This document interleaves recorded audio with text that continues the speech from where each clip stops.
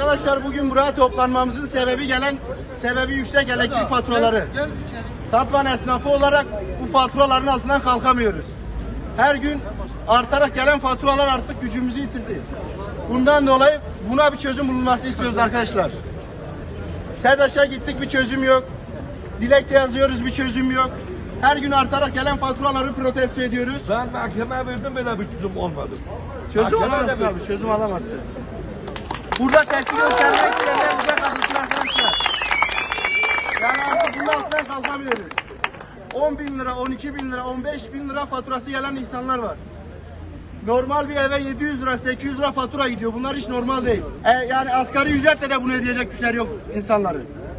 Buna bir tepki göstermemiz gerekiyor.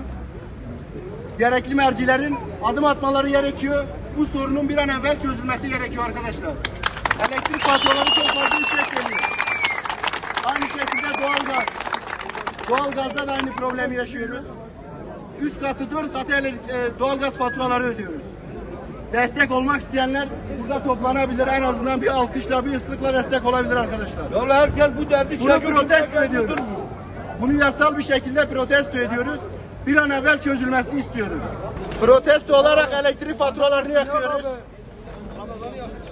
Yakacağız burayı. Yakın. Yakın arkadaşlar. Yakın.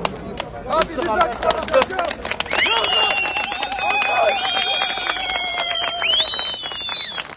TEDAŞ'ta soygun var.